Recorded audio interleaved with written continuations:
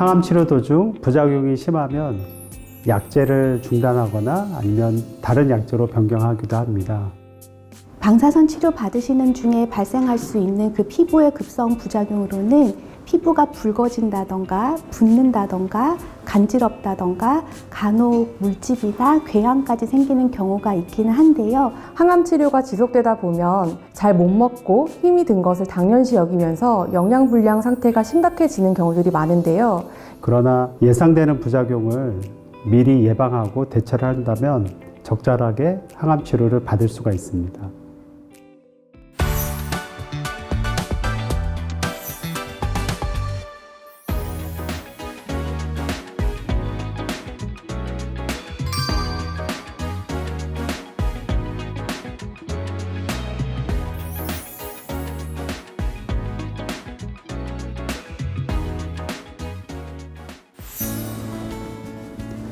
안녕하세요. 은평성모병원 종양내과 고윤호입니다.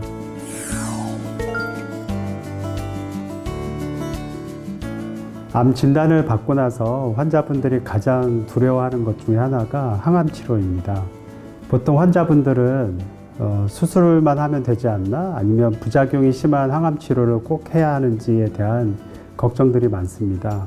수술을 보통 하는 경우에는 육안적으로 보이는 종양만 제거하는 경우가 많기 때문에 미세 암세포까지 제거하기가 불가능합니다. 그래서 환자의 경우에 따라서 미세암 세포가 존재할 가능성이 아주 높은 경우에는 꼭 항암 치료를 해서 미세암 세포를 제거함으로 해서 재발을 방지할 수가 있습니다. 또한 병기가 진행이 많이 돼서 완치가 어려운 환자인 경우에는 항암 치료를 함으로 해서 암 전이를 줄이고 암 크기를 감소시킴으로 해서 환자가 갖고 있는 여러 가지 암 관련 증상들을 완화시킬 수가 있고, 또한 환자의 생존율도 늘릴 수가 있습니다. 따라서 암투병이라는 긴 여정 중에 항암 치료는 환자의 재발을 줄이고 생존율을 높이면서 완치를 높일 수 있는 가장 중요한 치료 방법 중에 하나라고 생각하시면 됩니다.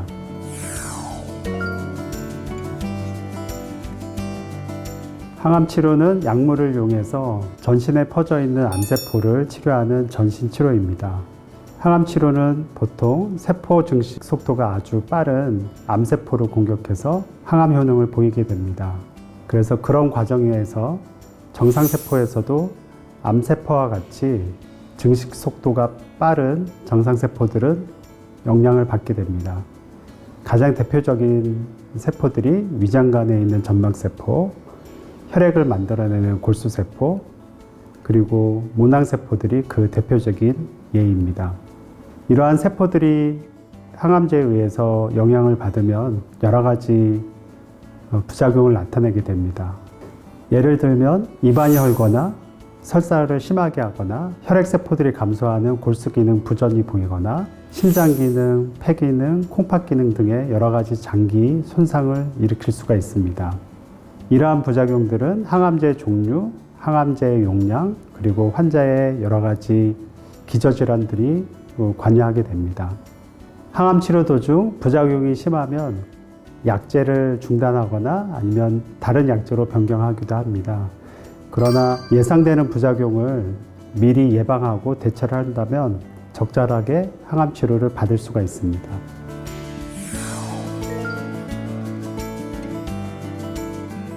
환자분들이 겪는 부작용 중에 환자분들이 가장 두려워하는 부작용이 구역과 구토입니다. 구역과 구토는 항암제의 종류에 따라서 그 정도가 상당히 다양하게 나타나고 항암 치료 도중뿐만이 아니라 항암 치료 이후에도 나타날 수가 있습니다. 최근에는 구역 구토를 경감시킬 수 있는 항구토제들이 많이 개발되어 사용되어지고 있습니다. 이런 약제들을 미리 잘 사용할 수 있으면 구역 구토를 예방하고 잘 조절할 수가 있습니다.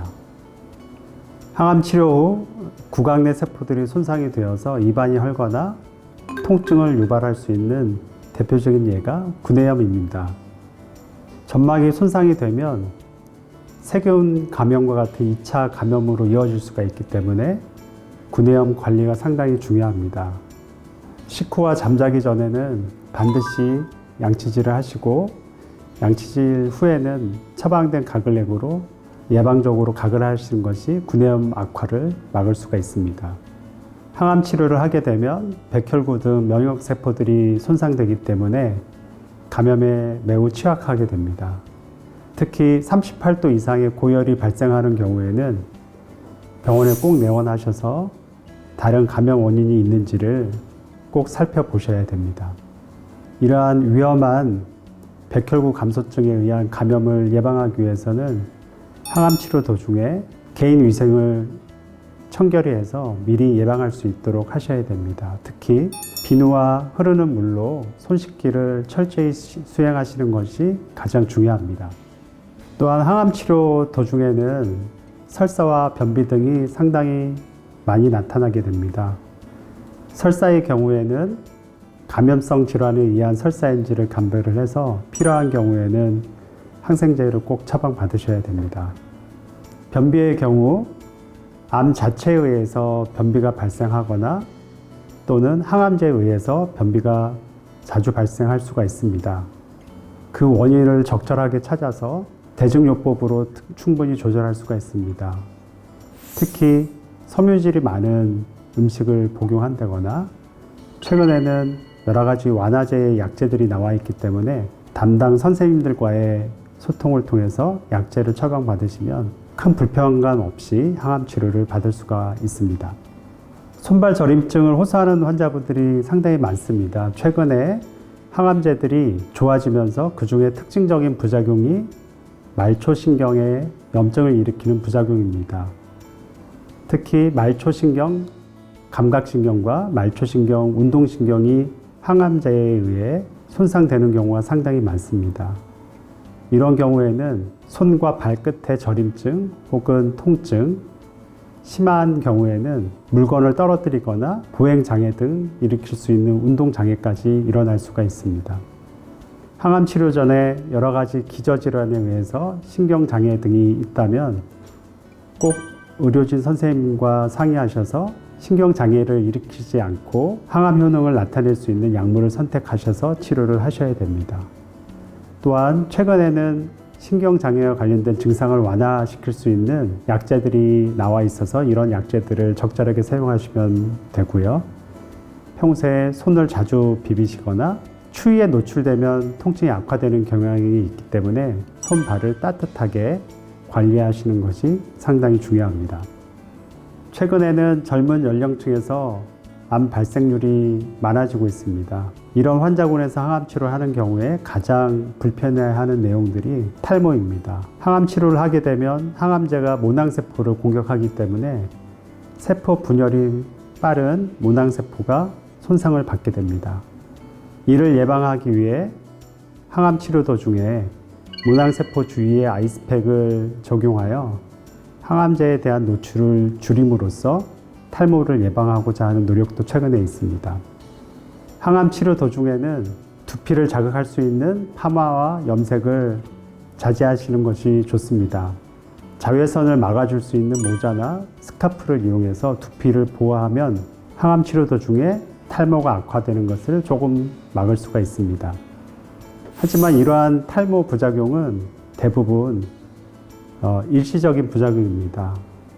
항암 치료 완료 후 약 4주에서 6주가 지나면 모낭세포가 다시 증식을 하면서 자라기 때문에 크게 걱정 안 하셔도 되겠습니다.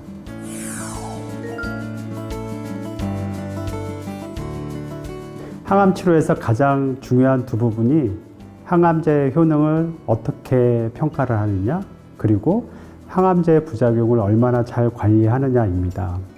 특히 항암제 부작용을 관리하기 위해서는 항암제 부작용의 정도를 정확히 판단할 수가 있어야 됩니다. 크게 항암제 부작용은 1등급부터 4등급으로 나눌 수가 있습니다.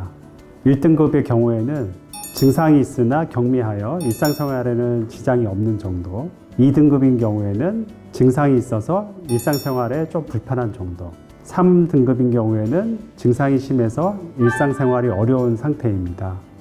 특히 3등급부터는 보통 입원 치료가 필요한 상태가 많습니다. 그리고 4등급인 경우에는 생명을 위협할 수 있는 심각한 부작용 정도를 말하게 됩니다. 예를 들어 하루에 1회에서 3회 정도의 설사를 보인다 그러면 1등급에 해당이 되고요. 6회 이상의 심각한 설사를 보이는 경우에는 3등급에 해당이 됩니다. 그래서 이러한 부작용의 정도를 파악할 수 있다면 특히 3등급 이상의 부작용인 경우에는 의료진과 꼭 상의하셔서 적절한 치료를 받으셔야 됩니다.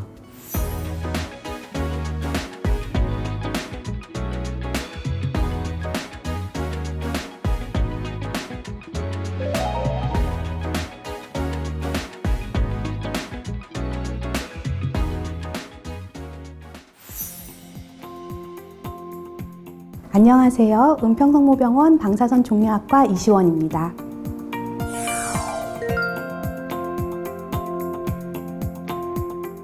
방사선 치료라고 해서 부작용이 크게 많이 다르지는 않지만 이제 항암 치료와 비교해서 다른 점은 주로 유방암이나 두경부암 같은 경우에 방사선 피부염을 많이 경험하시게 됩니다. 방사선 치료는 그 세포의 유사 분열을 공격하는 건데요. 세포 분열을 막는 것입니다. 정상 피부 세포도 분열을 하기 때문에 방사선이 들어갈 때 손상을 입게 되는데요. 방사선 치료 받으시는 중에 발생할 수 있는 그 피부의 급성 부작용으로는 피부가 붉어진다던가 붓는다던가 간지럽다던가 간혹 물집이나 궤양까지 생기는 경우가 있기는 한데요. 걱정하실 필요는 없고 연고 잘 바르면서 관리하면은 금방 정상으로 잘 돌아옵니다. 간혹 만성 부작용으로 피부가 단단해진다던가 근육이 단단하게 굳을 수 있지만 이것도 스트레칭 하면서 관리 잘 하면 상당 부분 잘 돌아올 수 있습니다. 그 외에도 폐 방사선 치료를 하는 경우에는 방사선 폐렴이 발생할 수 있는데 방사선 치료를 받고 나서 숨이 찬다던가 기침이 나는 경우에 한 번쯤 의심해 보시고 병원에 방문하시면 검사로 간단하게 진단할 수 있고 약물로 충분히 치료가 가능합니다.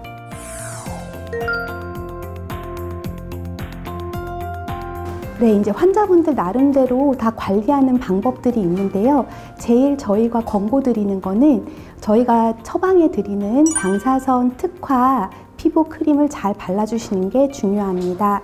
방사선 피부염은 피부가 얇아지면서 그 마찰로 인해서 생기는 것이기 때문에 저희가 처방해드리는 코팅 크림을 잘 발라주셔야 합니다. 가끔 열감이나 간지러운 느낌 때문에 양배추를 얹는다던가 아니면 알로에 젤을 바르신다던가 각자 나름의 방법들을 찾으시는데요. 알로에 젤 같은 경우는 면역 억제하는 역할이 있습니다. 그래서 감염도 발생할 수 있고 또 양배추도 막 깨끗하지는 않기 때문에 그런 다른 민간요법보다는 저희가 처방해드린 크림을 잘 바르시는 게 중요합니다. 간혹 등산복을 선호하시는 경우가 있는데요. 저희는 통풍 잘 되는 면 속옷을 권해드립니다. 크림이 면 속옷에 묻어서 좀 불편하시더라도 그냥 속옷 몇 벌 버린다고 생각하시고 크림 잘 발라주시고 통풍 잘 되는 옷 입으시면은 피부염도 금방 잘 나아질 것입니다.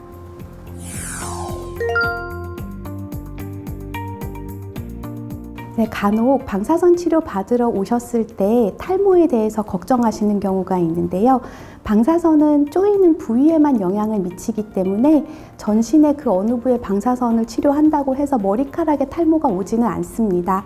다만 두경부암이나 뇌종양이나 그 머리카락이 난 부위에 방사선이 들어가게 될 경우에는 조금씩 탈모가 생길 수 있습니다. 하지만 저희가 방사선을 처방할 때 영구 탈모가 올 정도로는 드리지 않기 때문에 몇 개월에 걸쳐서 조금씩 듬성듬성 빠졌다가 또 다시 방사선 치료 끝나고 나서 수개월 이내에 대부분 회복이 됩니다.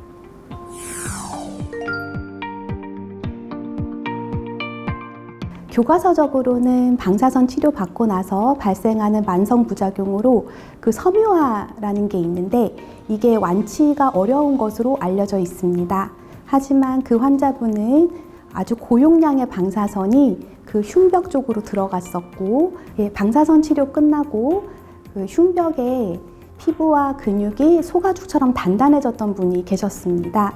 교과서적으로는 완치가 어려운 것으로 알려져 있지만 이분은 열심히 하루에 1시간, 2시간씩 스트레칭을 하셨다고 합니다. 그래서 치료 끝나고 6개월 후에 뵀을 때는 거의 3살처럼, 아기살처럼 부드러워진 상태로 오셨습니다. 방사선 치료 끝나고 나서 몸에 미처 생각지 못한 변화가 생기더라도 열심히 스트레칭 하시고 관리하시면 또 좋은 경과가 있을 것으로 기대합니다. 유방암 환자분들은 어깨와 팔, 두경부암 환자분들은 그 목이랑 또 어깨 부위가 단단하게 굳을 수 있지만 꾸준히 스트레칭 해주시면서 재활해 주시면 훨씬 더 부드러워질 것입니다.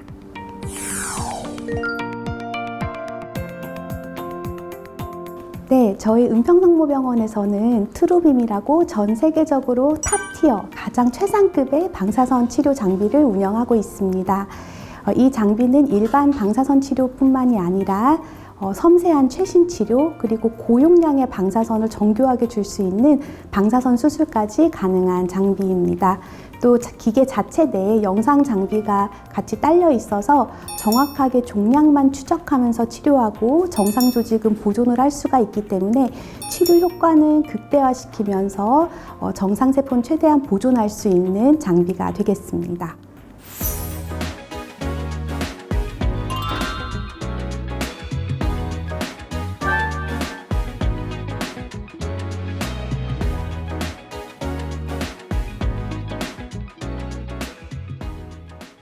안녕하세요. 은평성모병원 영양팀 임상영양사 김진수입니다.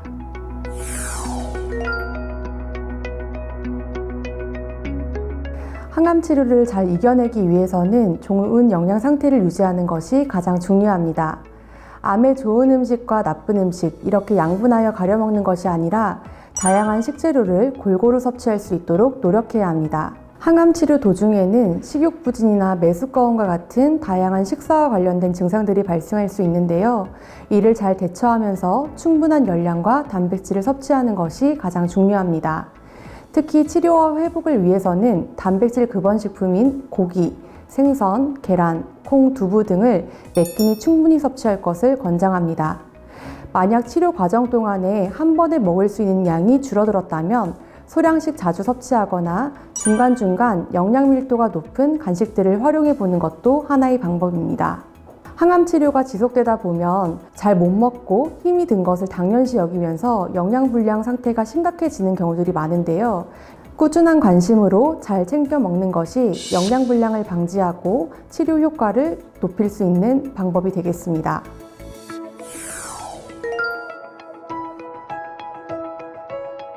최근 들어 환자분들께서 가장 관심이 많은 것이 영양보충 음료입니다. 아무래도 항암치료 과정 동안 식욕부진이나 메스꺼움, 그리고 조기 포만감 등의 증상들로 인해서 식사량이 급격하게 줄어드는 경우들이 있는데요.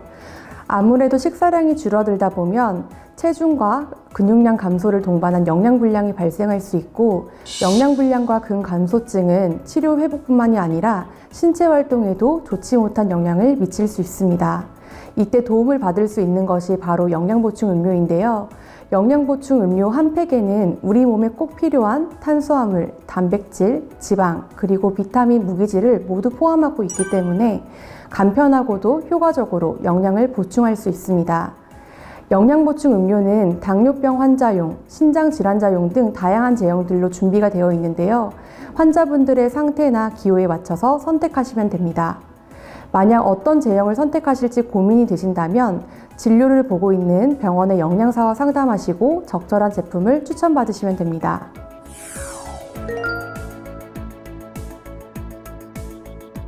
유기농 식품이 농약에 덜 노출되어서 건강할 것이다.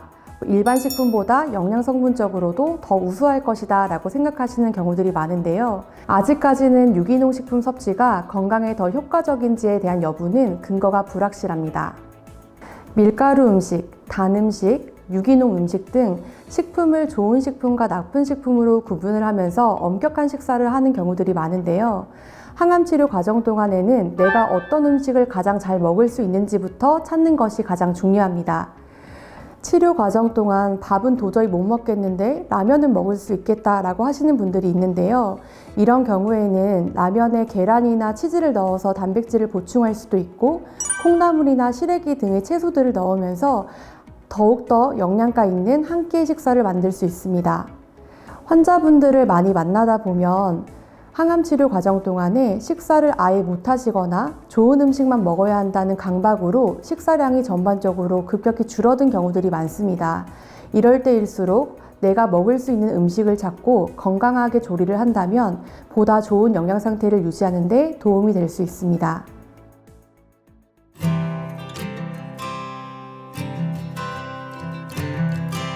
항암 치료의 경우에는 최근에 여러 가지 가이드라인 등에 의해서 약제 치료에 대한 표준화가 이루어지고 있습니다.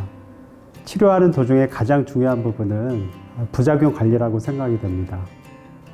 항암제의 부작용을 얼마나 잘 관리하느냐가 환자의 항암제의 효능을 보장할 수 있고 항암제의 효능에 의해서 여러 가지 임상적 이득을 얻을 수가 있습니다. 은평성모병원은 환자가 여러 가지 부작용으로 힘들 때 입원해서 치료할 수 있는 병원입니다. 환자의 증상 관리는 의료진과의 곧 소통이라고 생각이 듭니다. 항암 치료에 있어 소통이 매우 중요하기 때문에 은평성모병원 의료진, 주치의와 간호사들은 환자들과 활발한 소통을 하고 있습니다. 앞으로도 항암 환자들이 건강한 일상을 되찾을 수 있도록 열심히 노력하겠습니다.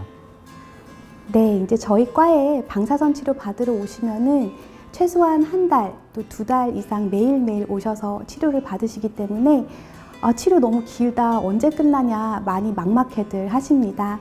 하지만 치료 끝나는 날 다 똑같이 하시는 말씀은 이날이 오긴 오네요. 잘 끝났습니다. 라고 말씀을 하시거든요. 그래서 치료의 과정이 굉장히 좀 길고 지난한 터널 같을지라도 그 끝은 반드시 오게 마련이고 또 그 끝에는 환한 빛이 있다는 것을 믿고 끝까지 그 과정을 잘 이겨나가셨으면 좋겠습니다. 저희 의료진들 믿어주시면 저희도 최선을 다해서 치료해드리겠습니다. 암의 종류, 치료 방법, 그리고 환자분들의 상태가 모두 다르기 때문에 항암 치료 중 식단은 모두 개별적으로 적용될 수밖에 없습니다. 같은 암 환자이더라도 어떤 분에게는 맞는 식단이 다른 분에게는 맞지 않는 식단이 될 수도 있습니다. 더욱이 치료 후 집에서 관리를 해야 하는 환자분들의 경우에는 여러 가지 어려움이 많으실 텐데요. 은평성모병원에서는 항암 치료를 받고 있는 암 환자분들을 위해서 맞춤형 영양 서비스를 제공할 수 있도록 노력하겠습니다. 은평성모병원 유튜브 구독, 좋아요 부탁드립니다.